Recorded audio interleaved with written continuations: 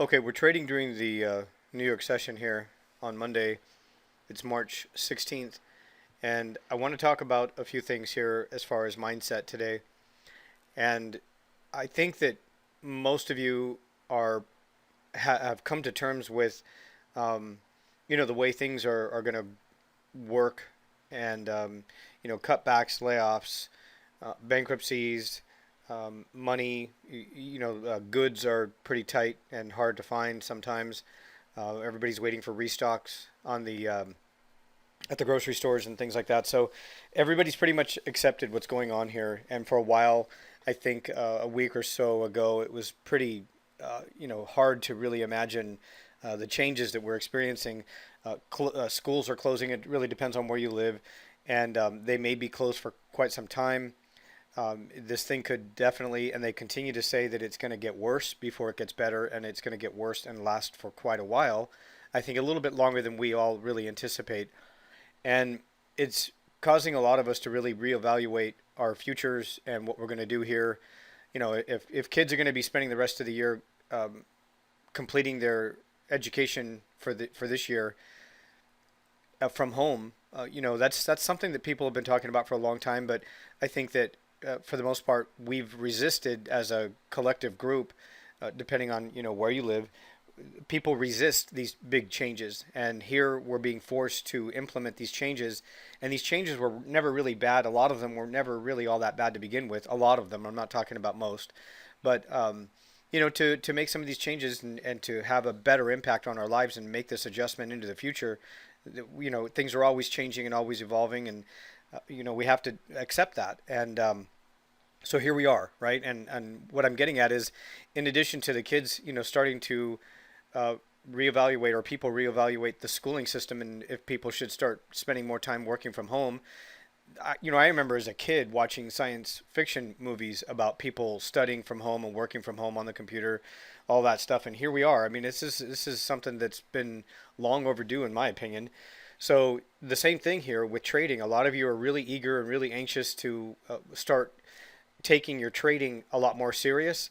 I'm getting a wave of emails with people asking where they should start so that they can make money right away, and they don't want to lose any money.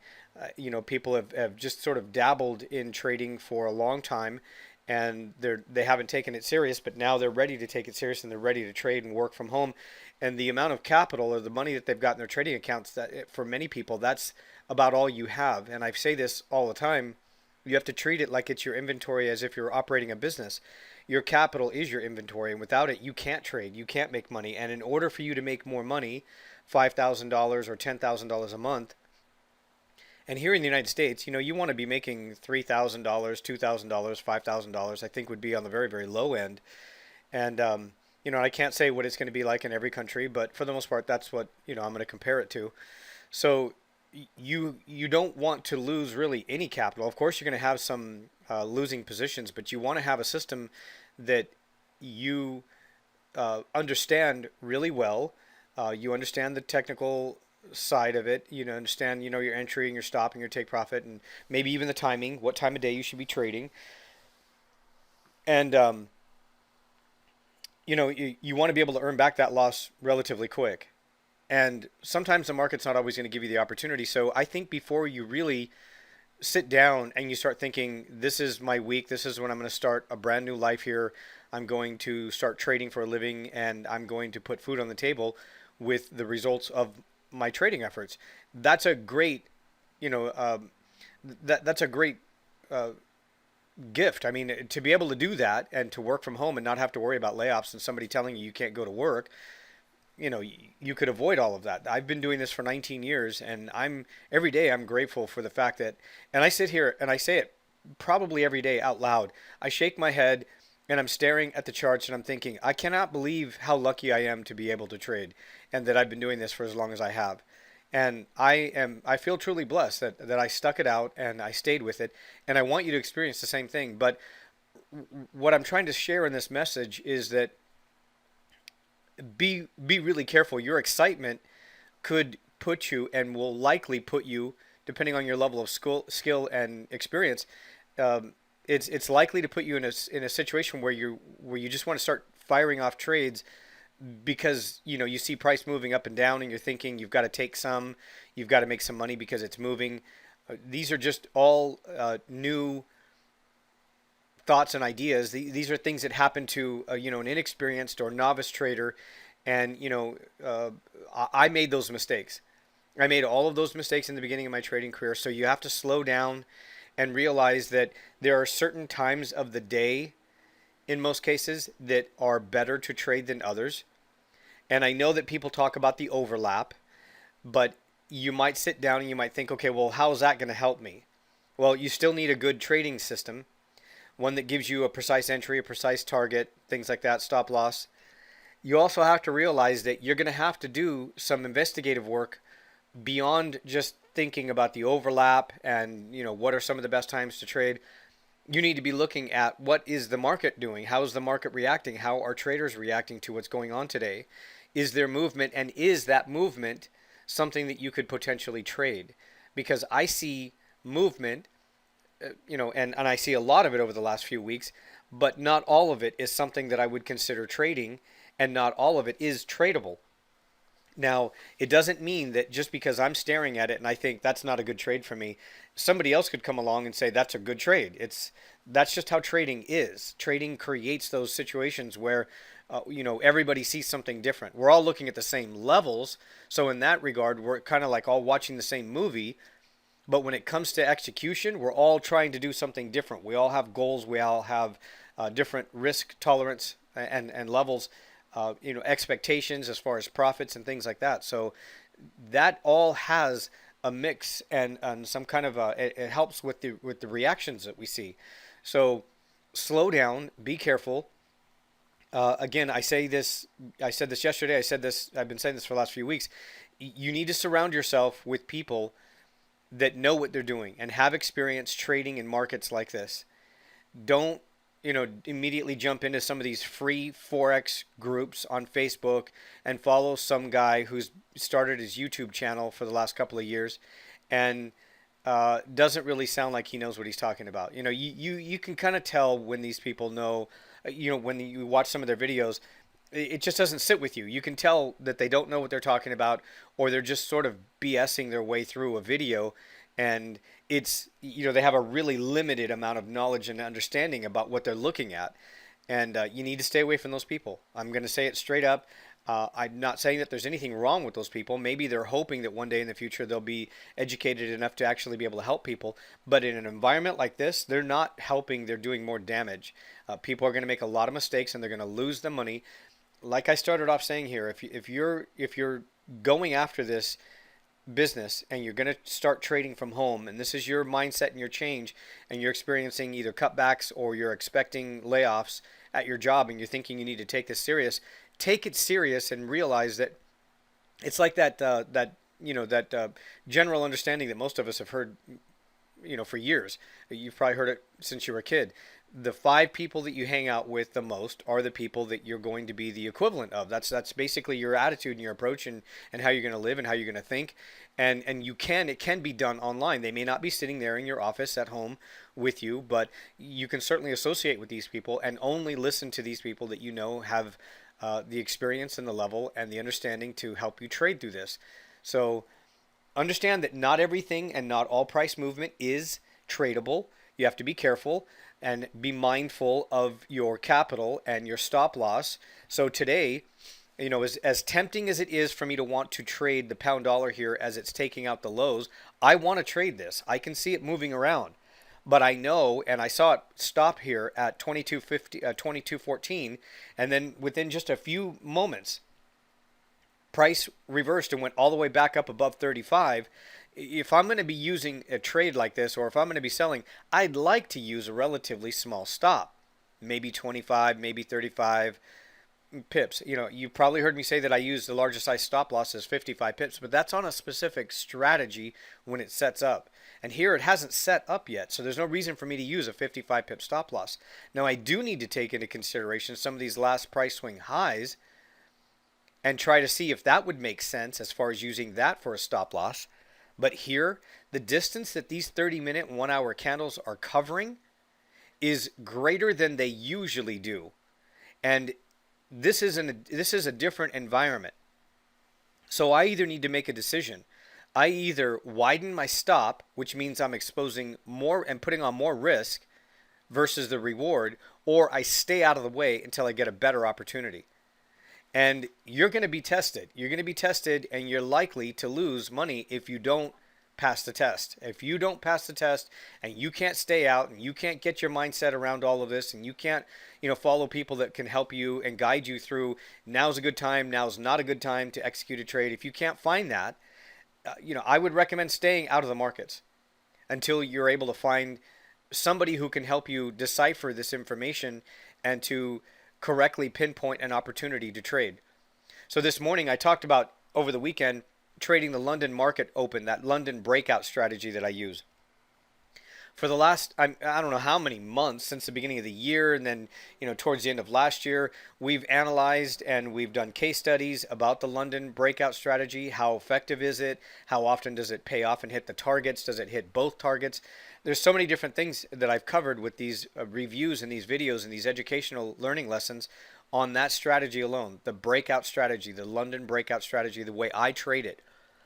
And there have been times in the past few months that I've said, this isn't a good week to trade it. It's likely to create head fakes, which means you're going to lose on these trades if you just execute when you see the pattern.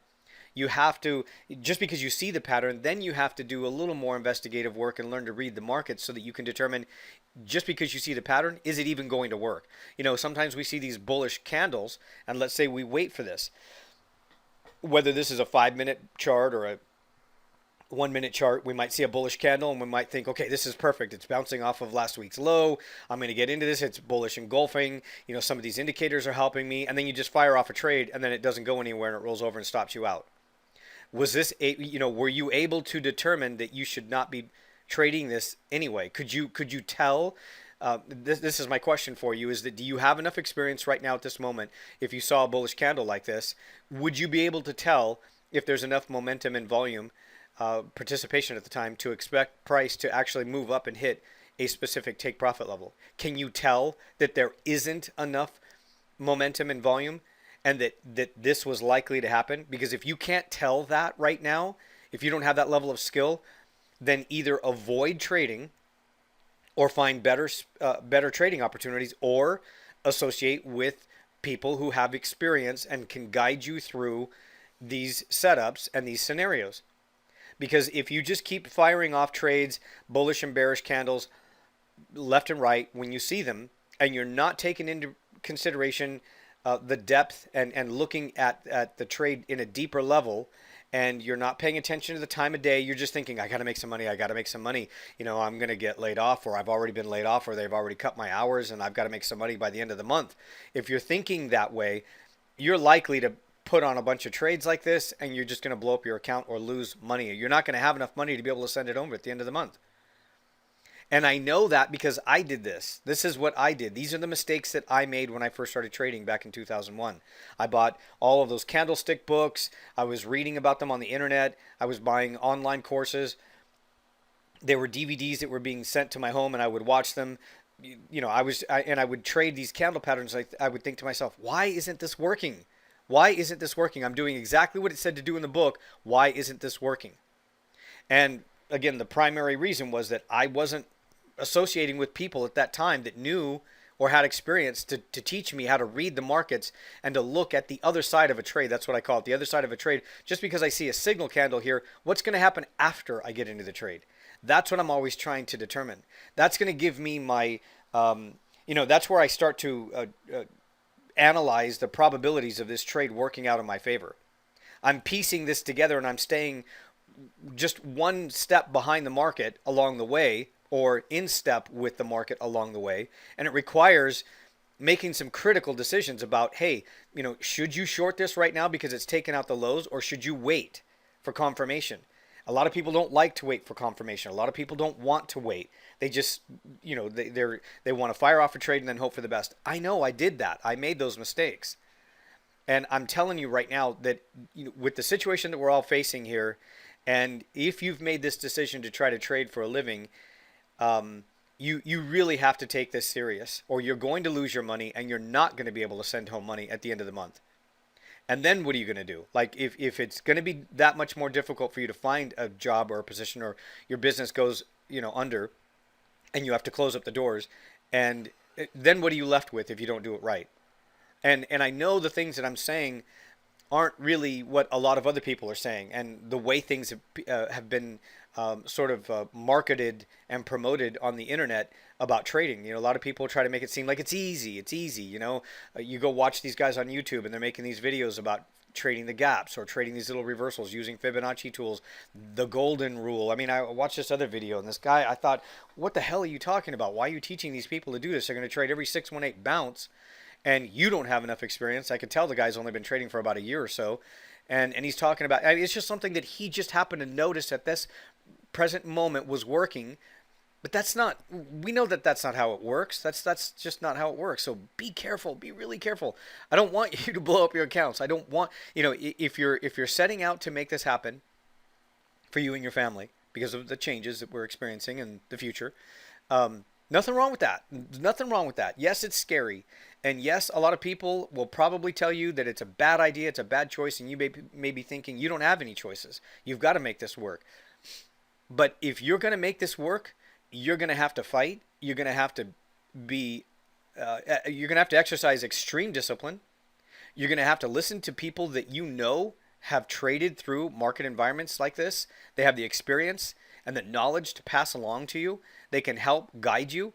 And when you don't have the information that you need at that moment, let's say your mentor is sleeping or whatever, and you're trying to make a decision, don't take the trade. Don't trade. Just wait. You're going to get another opportunity. It might just take 7, 8, 9, 10, 12 hours.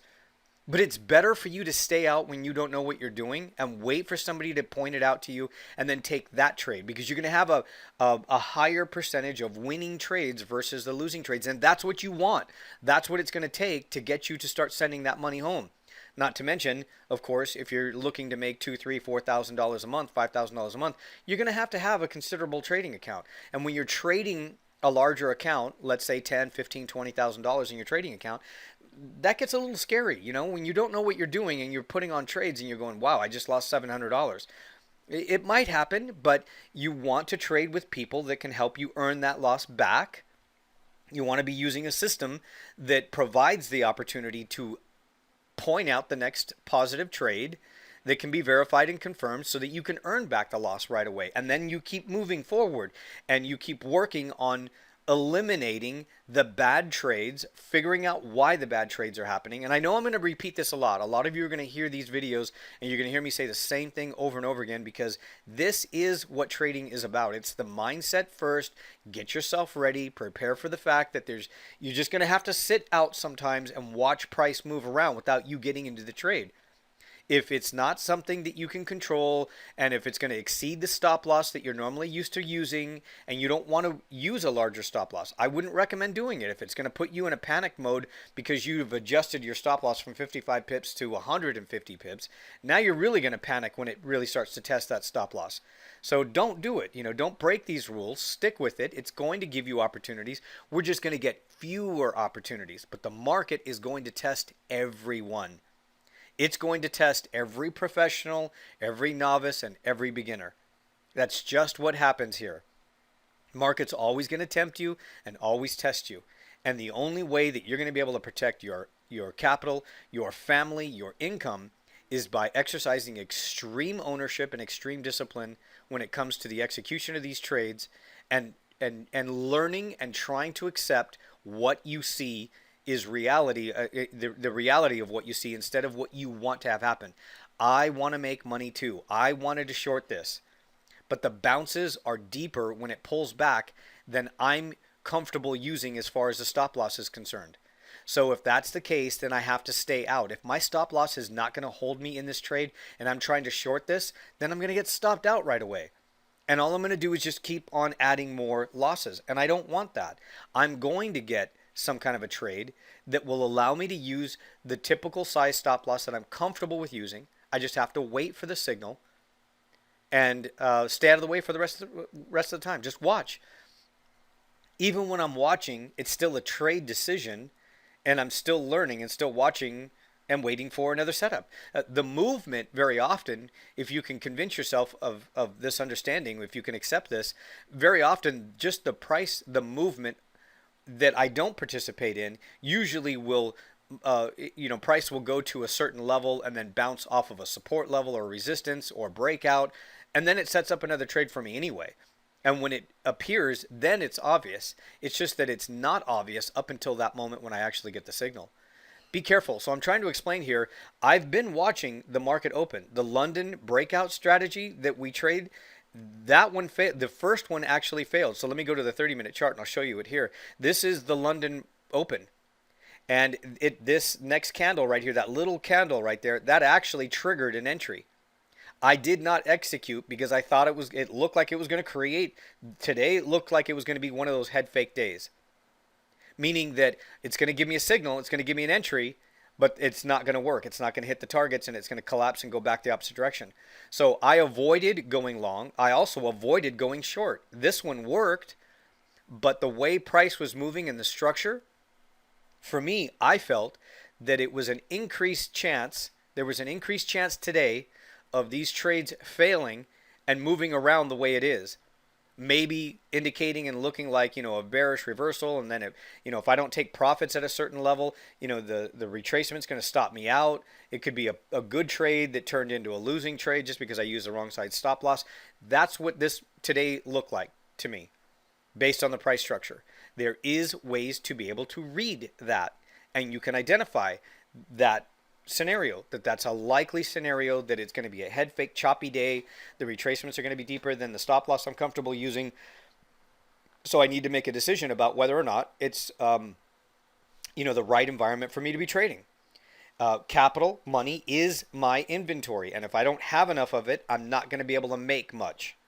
I need more money in my trading account to put on a larger position size so that I can make more money per pip on these trades. That's the key to this whole thing. And then, of course, waiting for better opportunities. It is critical that you not only understand how to, identify some of these candle patterns in these setups, but also understand and learn how to read the market so that even when you see the setup, is it going to work? Is it really going to move where you expect it to? Because if it's not, it's going sideways, you're going to get stuck. You're likely to get stopped out. You're likely to change your mind when you get frustrated because you're holding on to a trade that's not going anywhere for who knows how many hours. I know because I did all those things. I made all those mistakes. And it's not necessary. And you can learn how to read the market so that you can identify, if you get into a trade, will it work anyway? And if it won't work, stay out of the way. It's going to be hard to stay out of the way, especially if you've got to make money. But I'm telling you right now, if we don't trade today, but we trade Tuesday, Wednesday, and Thursday, and they're all winning trades, at the end of the week, wouldn't you rather have that? 3, 4, 5 trades that are winning trades instead of just trading every candle pattern. Some of them work, some of them don't. And we're barely at break even at the end of the week because there's not going to be any money for you to send home. That's really what it comes down to. And it's possible that it may take a few days for us to get, this is a really interesting time, but the markets go through these cycles. We have to expect that this is part of the game as traders. And you need to learn how to trade through this because this isn't going to be the last crisis that we all trade through. The next one may not be as severe. Please be very careful. Please understand that while I may not take some of these trades, I am watching and I'm assessing the probabilities of the trade working out in my favor. And if it looks like it's a higher risk trade or the day is a higher risk trading environment, I'm probably going to stay out. And I've been able to learn that after 19 years of trading. I know that it may not look nice if you open up your trading account and you're thinking, well, why isn't he trading? But there's a reason why I'm not trading, a very specific reason. And I'm going to look for other opportunities somewhere else and I'm going to get them. But you've got to be careful and you've got to follow the same basic principles here. Be very careful.